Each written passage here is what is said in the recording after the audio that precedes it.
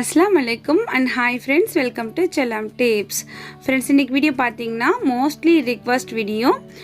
ஒரு 2 வீக் முன்னாடி நம்ம வந்துட்டு ஒரு patholder வீடியோ வந்து அப்லோட் பண்ணியிருந்தோம் இல்லையா. ஸோ அந்த வீடியோ பார்த்துட்டு நிறைய ஃப்ரெண்ட்ஸ் வந்துட்டு மிஷின் இல்லை கையால் தைக்கிற மாதிரி அப்லோட் பண்ணுங்க அப்படின்னு சொல்லி கேட்டிருந்தீங்க.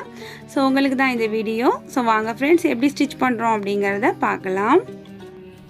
இப்போது வேஸ்ட் கிளாத் அதாவது காட்டனா எடுத்துக்கோங்க. அதில் பார்த்தீங்கன்னா 5 இன்ச்சு அகலம் 7.5 இன்ச்சு உயரம் இருக்கா மாதிரி 2 பீஸ் கட் பண்ணி வச்சுருக்கேன். அடுத்து பார்த்தீங்கன்னா 5 இன்ச்சு அகலம், அடுத்து 6.5 இன்ச்சு வந்துட்டு உயரம் இருக்கா மாதிரி 2 பீஸ் கட் பண்ணி வச்சுருக்கேன். இப்போ வந்து எப்படி நம்ம இதை பார்ட் ஹோல்டராக ரெடி பண்ணுறது அப்படிங்கிறத பார்க்கலாம். உள்ளுக்குள்ளே பார்த்தீங்கன்னா இதே சைஸில் நீங்கள் வந்துட்டு ஒரு 4-5 பீஸ் வந்து இதே மாதிரி கட் பண்ணி கொடுத்தாலும் கொடுக்கலாம். அப்படி இல்லைன்னா இந்த மாதிரி வேஸ்ட்டான கிளாத்தை வந்துட்டு உள்ளே வந்து லேயராக அடுக்கிக்கோங்க. இது போல் ஒரு 4-5 லேயர் இருக்கா மாதிரி அரேஞ்ச் பண்ணிக்கோங்க.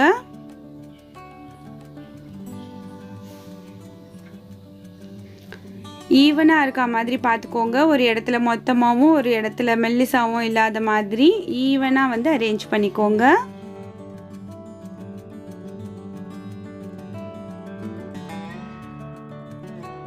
எந்த அளவுக்கு ஹீட் தாங்குமோ அந்த அளவுக்கு ஒரு 4-5 லேயர் போல் நான் இதில் அரேஞ்ச் பண்ணிட்டேன். அடுத்து அந்த கிளாத்தை வந்து இது மேலே வச்சுட்டு நம்ம வந்துட்டு இப்போ ஊசி நூல் வச்சுட்டு தான் தைக்க போகிறோம். நம்ம மிஷினில் எப்படி தைச்சோமோ அதே மாதிரியே மிஷின் யூஸ் பண்ணாமல் ஊசி நூல் யூஸ் பண்ணி தைக்க போகிறோம். எல்லாத்தையுமே நம்ம வந்து செக்யூராக பின் பண்ணிக்கலாம். உள்ளுக்குள்ளே கொடுத்துருக்க அந்த கிளாத் எல்லாமே நகராமல் கலையாமல் இருக்கிற மாதிரி. இப்போ ஒரு பீஸை வந்து ரெடி பண்ணியாச்சு. இது தனியாக இருக்கட்டும். அடுத்து பார்த்தீங்கன்னா இந்த 2 பீஸுமே எடுத்துக்கலாம். ஸோ இந்த மாதிரி மடிச்சுக்கோங்க. மடிச்சுட்டு இந்த மிடில் ஒரு நாச் போட்டுக்கோங்க. இப்போ இந்த கிளாத்துக்குள்ளாரையுமே இதே மாதிரி நம்ம வந்து கிளாத் வந்து ஸ்டஃப் பண்ணலாம். ஒரு சைடில் மட்டும் இந்த மாதிரி பண்ணிக்கோங்க. நான் முன்னாடி சொன்ன மாதிரி சேம் இதே சைஸுக்கு ஒரு 5 பீஸ் கூட நீங்கள் கட் பண்ணிவிட்டு உள்ளுக்குள்ளே வச்சுக்கலாம். அது உங்களோட விருப்பம். இல்லைனா இது போல் வேஸ்ட் கிளாத் அதாவது பீஸாக இருக்கிற கிளாத்து கூட நல்லா ஈவனாக இந்த மாதிரி ஃபில் பண்ணிவிட்டு இது இப்படி மடித்து விட்டு பின் பண்ணிக்கோங்க. அதே போலவே இன்னொரு பீஸுமே ரெடி பண்ணிக்கலாம். இப்போ இந்த பீஸுமே ரெடி ஆகிடுச்சு. இப்போ நம்ம வந்துட்டு ஊசி நூல் வச்சுட்டு தைச்சிக்கலாம். இல்லை உங்ககிட்ட மிஷின் இருக்குது அப்படின்னாக்கா மிஷினில் நீங்கள் தைச்சிக்கோங்க. முன்னாடி ஒரு வீடியோ நான் போட்டிருப்பேன். அந்த வீடியோவோட லிங்க் வந்து டிஸ்கிரிப்ஷனில் கொடுக்குறேன். பார்க்கல அப்படின்னாக்கா செக் பண்ணி பாருங்கள். இப்போ நீங்கள் எடுத்துக்கக்கூடிய ஊசி வந்து பார்த்திங்கன்னா நல்லா சின்ன ஊசியாக எடுத்துக்கோங்க. அப்போ உங்களுக்கு தைக்கிறதுக்கு ரொம்ப ஈஸியாக இருக்கும். கொஞ்சம் மொத்தமான ஊசியாக இருந்துச்சுன்னா இந்த துணிக்கு உள்ளே நம்ம விட்டு இழுக்கும்போது நமக்கு சிரமமாக இருக்கும். அதனால் கொஞ்சம் சின்ன ஊசியாக எடுத்துக்கோங்க. இந்த மாதிரி உங்களுக்கு தைக்கிறதுக்கு ரொம்ப ஈஸியாக இருக்கும். எல்லா கிளாத்துமே தையலில் படுற மாதிரி ஸோ இந்த மாதிரி தைச்சிக்கோங்க. இந்த மாதிரி ஊசி நூல் வச்சு தைக்கிற மாதிரி வீடியோ போட சொல்லி நிறையா ஃப்ரெண்ட்ஸ் கமெண்ட்ஸ் பண்ணியிருந்தீங்க. ஸோ அதனால தான் இந்த வீடியோ வந்து அப்லோட் பண்ணியிருக்கேன். அதே மாதிரி கொஞ்சம் நேரம் நம்ம மெனக்கட்டால் போதும். நம்ம வந்து யூஸ்ஃபுல்லாக மாற்றிக்கலாம். இந்த வேஸ்ட் கிளாத்தை வந்து நம்ம ரொம்ப யூஸ்ஃபுல்லாக மாற்றிக்கலாம். ஸோ உங்களுக்கு இந்த வீடியோ யூஸ்ஃபுல்லாக இருக்கும்னு நினைக்கிறேன். இப்போ பார்த்தீங்கன்னா 4 பக்கமும் ஸ்டிச் பண்ணியாச்சு. அடுத்து பார்த்தீங்கன்னா உள்ளுக்குள்ளே இருக்கிற கிளாத் வந்து கலையக்கூடாது இல்லையா. அதனால் இந்த மாதிரி இடையில ஒரு ஸ்டிச் வந்து போட்டுக்கோங்க. ஒரு 4-5 முறை அப்படியே குத்தி எடுத்துட்டு அதை வந்து அப்படியே நாட் போட்டுக்கலாம். அப்போ வந்து பார்த்திங்கன்னா உள்ளுக்குள்ளே கொடுத்துருக்க அந்த துணியை வந்து கலையாமல் இருக்கும். என்ன தான் நம்ம துவைச்சாலும் என்ன பண்ணாலுமே உள்ளுக்குள்ளே இருக்கிற துணி வந்துட்டு நம்ம எப்படி நம்ம வச்சோமோ அதே மாதிரி இருக்கும். இப்போ 2 பீஸுமே ரெடி பண்ணி வச்சுட்டு அடுத்து இந்த பீஸ் மெயின் பீஸ் வந்து ரெடி பண்ணிக்கலாம். சேம் நம்ம அதெல்லாம் எப்படி தைச்சோமோ அதே மாதிரி ஓரத்திலிருந்து தையல் போட்டுக்கலாம். நூல் பார்த்தீங்கன்னா நல்லா ரெட்டையாக கோத்து வச்சுக்கோங்க. நீங்கள் எந்த கலரில் வேஸ்ட் கிளாத் எடுத்து இந்த பார்ட் ஹோல்டர் ரெடி பண்ணுறீங்களோ சேம் அதே கலரில் நூல் இருந்துச்சுன்னா உங்களுக்கு வந்து அந்த தையல் வந்து வெளில தெரியாது. இப்போ வந்து நான் தைக்கிறது உங்களுக்கு பர்ஃபெக்டாக தெரியணும் அப்படிங்கிறதுக்காகவே கொஞ்சம் டிஃப்ரெண்ட்டான கலரில் தான் லைட்டான கலர் எடுத்திருக்கேன். இப்போ பார்த்தீங்கன்னா நம்ம சுற்றியும் தைச்சி முடிச்சதுக்கப்புறம் நம்ம அந்த பீஸில் எப்படி இடையில ஒரு நாட் மாதிரி போட்டுக்கிட்டோமோ அதே மாதிரியே இதுலேயுமே நம்ம போடணும். 2 நான் போட போகிறேன். ஒரு 6 இடத்துல நம்ம இதே மாதிரி நாட் மாதிரி போட்டுக்கலாம்.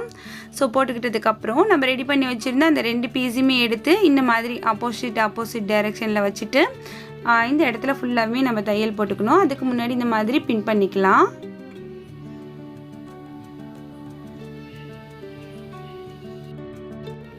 இப்போ இந்த ஓரத்திலிருந்து அப்படியே நம்ம வந்துட்டு தையல் போட்டுக்க வேண்டியது. அந்த 2 பீஸையும் சேர்த்தா மாதிரி தையல் போட்டுக்கோங்க. ஒரு சில ஃப்ரெண்ட்ஸ் கமெண்ட்ஸை சொல்லுவீங்க, இவ்வளோ நாங்கள் வந்து தைச்சி இதை வந்து நாங்கள் யூஸ் பண்ணணுமா, அப்படியே ஒரு கிளாத்தை வந்து கிழிச்சு நாங்கள் கருத்துணியாக யூஸ் பண்ணிக்குவோம் அப்படின்லாம் சொல்லுவீங்க. இன்ட்ரெஸ்ட் இருக்கிறவங்க நிறையா ஃப்ரெண்ட்ஸ் வந்து கமெண்ட்ஸில் கேட்டிங்க, உங்களுக்காக தான் இந்த வீடியோ.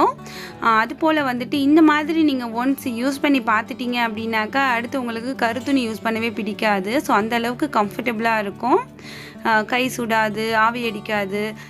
பால் டீ எல்லாமே ஆற்றும் போது நம்ம விரலில் வந்து ஆவி அடிக்கும் இல்லையா, அந்த மாதிரிலாம் இருக்காது, ரொம்பவே சேஃபாக இருக்கும். ஸோ ட்ரை பண்ணி பாருங்கள்.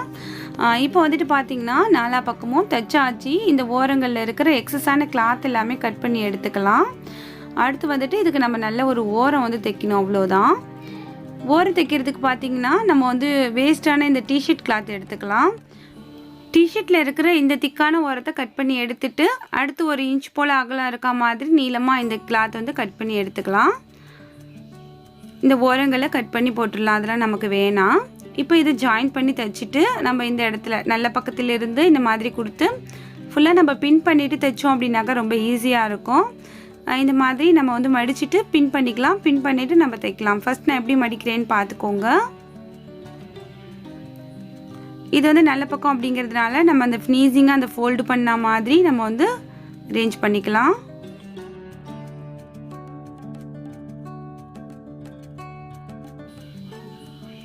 அந்த சைடு வந்துட்டு பார்த்திங்கன்னா நமக்கு வந்து இந்த கட் பண்ண ஓரம் தான் இருக்கும், அது ஒன்றும் பிரச்சனை இல்லை. ஏன்னா இது பனியன் கிளாத் அப்படிங்கிறதுனால நமக்கு நூல் பிரிஞ்சு வரும் அப்படிங்கிற ஒரு பிரச்சனை இருக்காது. ஸோ இந்த மாதிரி பின் பண்ணிவிட்டு நம்ம வந்து ஊசி நூல் வச்சுட்டு ஃபஸ்ட் எப்படி தைச்சோமோ அதே மாதிரியே தைச்சிக்கலாம், அவ்வளோதான்.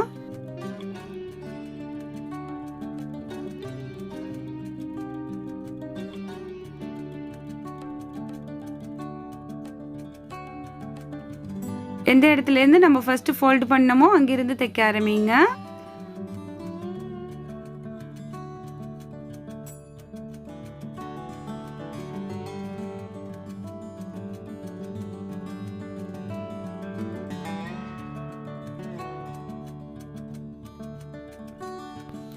இப்போ பார்த்தீங்கன்னா மேக்ஸிமம் தைச்சிட்டு வந்தாச்சு.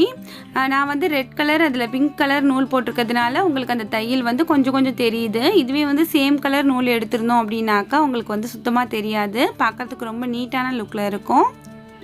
ஸோ நீங்கள் தைக்கும்போது சேம் கலர் எடுத்துக்கிட்டு தைங்க. இப்போ இந்த அளவுக்கு தைச்சிட்டு வந்தாச்சு. இங்கே வந்து எக்ஸஸாக கொஞ்சம் கிளாத் இருக்குது பாருங்கள், இதை வந்துட்டு நம்ம கட் பண்ணணும் அப்படின்ட்டு தேவையில்லை. இது வந்து நம்ம ஹூக்கில் மாட்டுற மாதிரி அப்படியே ஒரு ஃபோல்டிங் மாதிரி நம்ம வச்சு தைச்சிடலாம்.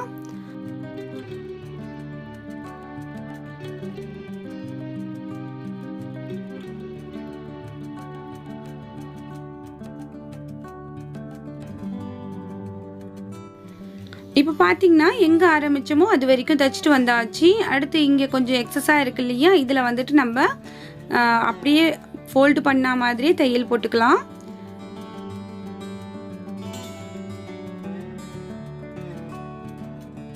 ரொம்ப நீளமாக இருந்துச்சுன்னா கொஞ்சம் கட் பண்ணிவிட்டு இந்த அளவுக்கு இருந்தால் போதும், ஒரு 2 இன்ச் இருந்தால் கூட போதும். ஸோ இதை வந்து அப்படியே ஃபோல்டு பண்ணி இந்த பின் சைடு வச்சுட்டு இதில் நம்ம அப்படியே சேர்த்து தைச்சிடலாம்.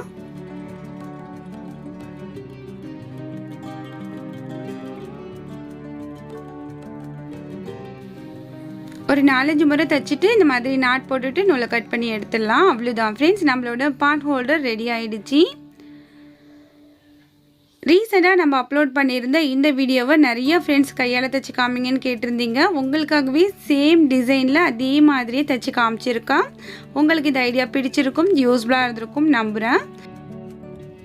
கொஞ்சம் நேரம் மெனக்கட்டா போதும் ஃப்ரெண்ட்ஸ், வேஸ்ட்டான கிளாத்தை வீட்டுக்கு ரொம்பவே யூஸ்ஃபுல்லாக மாற்றிடலாம். கிச்சனில் பார்த்தீங்கன்னா இது வந்து நமக்கு ரொம்ப கம்ஃபர்டபுளாக இருக்கும், ரொம்ப யூஸ்ஃபுல்லாக இருக்கும். நல்லா திக்காக இருக்குது பாருங்கள். அப்புறம் போன வீடியோவில் ஒரு சில ஃப்ரெண்ட்ஸ் வந்து கமெண்ட்டில் கேட்டிருந்தீங்க, இது வந்து இவ்வளோ திக்கான லேயர்ஸ் நம்ம கொடுத்துருக்கோமே, இதை வந்து துவைச்சி காய வச்சோம் அப்படின்னாக்கா சீக்கிரம் காயமா அப்படின்னு சொல்லி கேட்டிருக்கீங்க. நல்லா பிழிஞ்சிட்டு நீங்கள் வந்து வெயிலில் காய போட்டிங்கன்னா எல்லா கிளாத்தும் எப்படி காயமோ அதே மாதிரியே காஞ்சிரும். இந்த மாதிரி திக்கான லேயர்ஸ் உள்ள பாட் ஹோல்டர் எப்படி வாஷ் பண்ணுறது அப்படிங்கிற டிப்ஸு கூட நம்ம சேனலில் நான் முன்னாடி டிப்ஸ் வீடியோவில் அப்லோட் பண்ணியிருக்கேன். ஸோ அதையுமே போயிட்டு பாருங்கள்.